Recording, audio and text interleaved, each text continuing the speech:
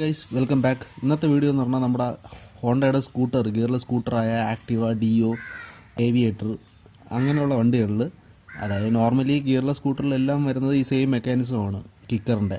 അപ്പോൾ ഈ kicker shaft സ്റ്റക്കാവുകയാണെങ്കിൽ അതെങ്ങനെ ലൂബ് ചെയ്യാം, അതിന് എങ്ങനെ ഫ്രീ ആക്കാം എന്നുള്ളൊരു വീഡിയോ ആണ്. അപ്പോൾ ഈ വീഡിയോ ഫുള്ളും കാണുക. ഈ വീഡിയോ ഇൻഫോർമേറ്റീവ് ആയിട്ട് തോന്നുന്നുണ്ടെങ്കിൽ please like and share this content guys. So let start.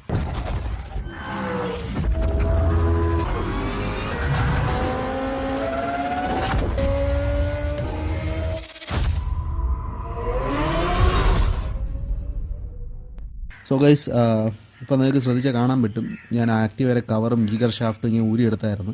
ഇതിലിതാ ഇവിടെ ഒരു എയർ വെൻ്റ് ഉണ്ട്, പിന്നെ ഇവിടെയും എയർ വെൻ്റ് ഉണ്ട്. ഈ എയർ വെൻ്റ് വഴി വെള്ളവും പൊടിയും ചെളിയൊക്കെ ഇതിൻ്റെ ഉള്ളിൽ കയറിയിട്ട് ഈ കിക്കർ ഷാഫ്റ്റ് മെക്കാനിസം, ഇതിൻ്റെ റാച്ചറ്റ് ഏരിയയൊക്കെ കണ്ട, ഇപ്പോൾ നിങ്ങൾക്ക് ശ്രദ്ധിച്ചാൽ കാണാൻ പറ്റും, കംപ്ലീറ്റ് പൊടിയൊക്കെ കയറി സ്റ്റക്കായിരിക്കുവാണ്. അപ്പോൾ ഈ ഷാഫ്റ്റ് നമ്മൾ ക്രിക്കർ പ്രസ് ചെയ്യുമ്പോൾ കറക്റ്റായിട്ട് അനങ്ങത്തില്ല, കണ്ട, ഇടയ്ക്കിടയ്ക്ക് സ്റ്റക്കാവും. അപ്പോൾ നമ്മൾ ചെയ്യാൻ പോകുന്ന ഈ പ്ലേറ്റ് ഇളക്കി ഈ ഷാഫ്റ്റ്, ഈ റാച്ചറ്റ് മെക്കാനിസം ഇതിൻ്റെ പിവിറ്റ് പോയിൻറ്റിലും ഈ ഗിയർ മെക്കാനിസത്തിലും എല്ലാം ലൂബ് ചെയ്ത് ഈ സിസ്റ്റം ക്ലീൻ ചെയ്ത് പഴയ പോലെ ആക്കുക. അപ്പോൾ ഫുള്ളും കാണുക. അപ്പോൾ നമുക്ക് ഫസ്റ്റ് ചെയ്യാവുള്ളതെന്ന് പറഞ്ഞാൽ പ്ലേറ്റ് ഊരിയെടുക്കണം. ഈ പ്ലേറ്റ് ഹോൾഡ് ചെയ്തിരിക്കുന്ന ഒരു 1 2 3 4 5 6 സ്റ്റാറിൻ്റെ സ്ക്രൂ ആണ്. അപ്പോൾ ആ സ്ക്രൂ ഊരിയെടുത്ത് കഴിഞ്ഞാൽ ഈ പ്ലേറ്റ് ഈസി ആയിട്ട് ഇളകി വരും.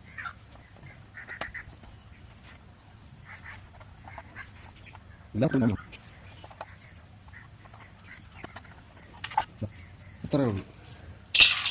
ഇനി പതുക്കെ ഈ പ്ലേറ്റിങ് ഊരി എടുക്കാം, ഈ കവറിങ് പ്ലേറ്റ്.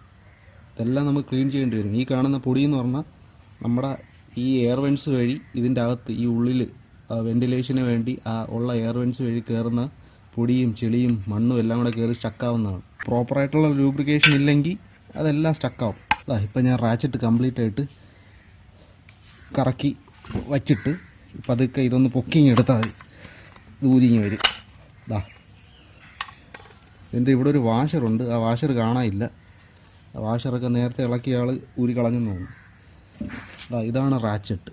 ഇതിൻ്റെ ഈ സ്പ്രിങ്ങിൽ കിടന്നാൽ ഇത് കറങ്ങുന്ന, നമ്മൾ കിക്കർ ചവിട്ടുമ്പോൾ ഇതിങ്ങനെ കറങ്ങും. അപ്പോൾ ഇതിൻ്റെ ഇടയ്ക്കൊക്കെ കണ്ട എന്തുമാത്രം പൊടി കയറിയിരിക്കുവാണെന്ന്. അപ്പോൾ ഇതൊക്കെ ടൈംലി ഇൻ്റർവെൽസിൽ നമ്മൾ ഇളക്കി ക്ലീൻ ചെയ്യേണ്ട ആവശ്യമുണ്ട്. അപ്പോൾ ഈ സ്പ്രിങ് ഇളക്കി ഈ റാച്ചറ്റും ഈ ഏരിയയൊക്കെ നമുക്ക് നല്ലവണ്ണം ക്ലീൻ ചെയ്യാൻ. എന്നിട്ട് ഇതിൻ്റെ ഈ പിവിറ്റ് പോയിൻറ്റിലും അതാണ്ട് ഇതിൻ്റെ ഇടയ്ക്കും ഈ സ്പ്രിങ്ങിൻ്റെയൊക്കെ ഇടയ്ക്ക് ഓയിലും ഗ്രീസും ഒക്കെ തേച്ചിട്ട് നമുക്ക് റീഫിറ്റ് ചെയ്യാം. ഓക്കെ, അത് നിങ്ങൾ ടൈം ലാപ്സ് മോഡിൽ കാണുക. ഇതിങ്ങനെ സ്പ്രിങ് ഇളക്കാൻ പറ്റും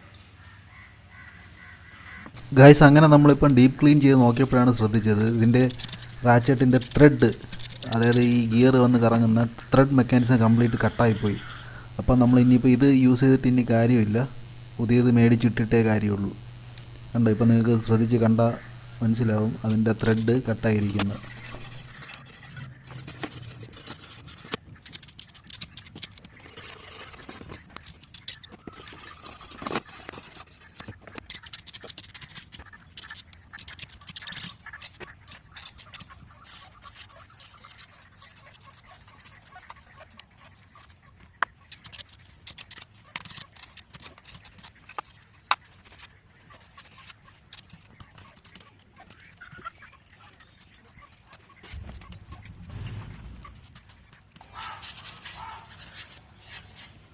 ഈ ക്ലീനിങ് എന്ന് പറഞ്ഞാൽ ഒരു ഡേർട്ടി ജോബാണ് ഗൈസ്.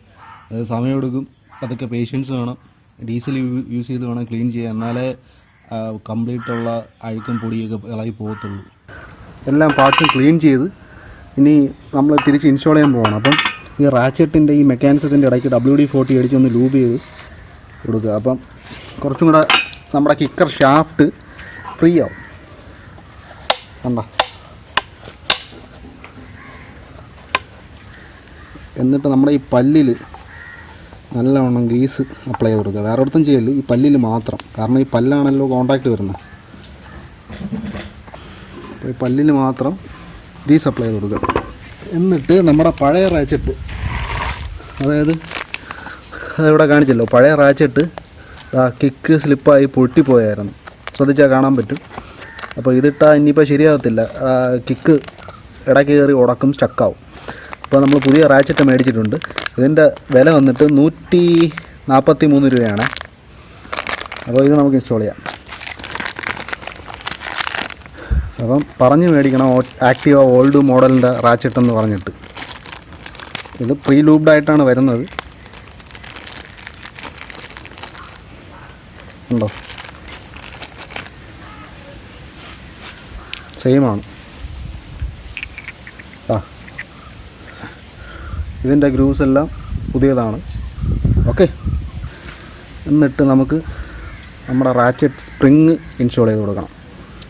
അത് ഈ ഗ്രൂവിലാണ് ഇൻസ്റ്റോൾ ചെയ്യേണ്ടത്. അപ്പോൾ ഈ സ്പ്രിങ് വർക്ക് ചെയ്യുന്ന ഈ ഗ്രൂവിൽ കുറച്ച് ഓയിൽ പുരട്ടി കൊടുക്കണം. എന്നിട്ട് ഈ റാച്ചറ്റ് ഇരിക്കുന്ന അവിടെയും കുറച്ച് ഓയിൽ ഇട്ട് കൊടുക്കണം. എന്നിട്ട് ആ സ്പ്രിങ് നമുക്ക് ഇൻസ്റ്റോൾ ചെയ്യാം.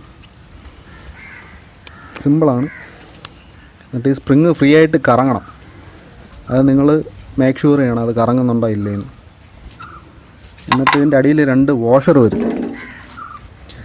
ഓക്കെ, അപ്പം റാച്ചറ്റൊക്കെ നല്ലവണ്ണം ലൂബ് ചെയ്ത് ഇനി നമുക്ക് ഇതിലോട്ട് ഇൻസ്റ്റോൾ ചെയ്യാം. ഇൻസ്റ്റോൾ ചെയ്യുന്നതിന് മുന്നേ ഈ കിക്കർ നമ്മൾ ഫുള്ളി താത്തി പിടിക്കുക, എന്നാലേ നമുക്കിത് കറക്റ്റായിട്ട് പ്ലേസ് ചെയ്യാൻ പറ്റത്തുള്ളൂ. ഇതിലൊരു വാഷർ വരും. ഇത് ഫ്ലാറ്റായിട്ടുള്ള ഭാഗം അടിയിലോട്ട് വെച്ചിട്ട് ടേപ്പേഡായിട്ടുള്ള മുകളിൽ വെക്കണം.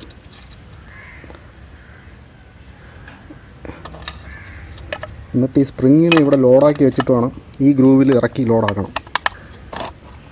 ഓക്കെ ഓക്കെ, ഇത്രയേ ഉള്ളൂ. അപ്പോൾ ഗൈസ്, ഇങ്ങനെയാണ് നമ്മൾ റാച്ചറ്റ് പുതിയത് ഇൻസ്റ്റോൾ ചെയ്യുന്നത്. എന്നിട്ട് വേറൊന്നും ചെയ്യേണ്ട, പഴയ പ്ലേറ്റ് കൊടുത്ത് ഇൻസ്റ്റോൾ ചെയ്ത് നമുക്ക് തിരിച്ച് സ്കൂട്ടറിലോട്ട് ഇൻസ്റ്റോൾ ചെയ്യാം. അപ്പോൾ ഈ വീഡിയോ നിങ്ങൾക്ക് ഇൻഫോർമേറ്റീവ് ആയിട്ട് തോന്നുന്നുണ്ടെങ്കിൽ please like, share and subscribe to my channel guys. By.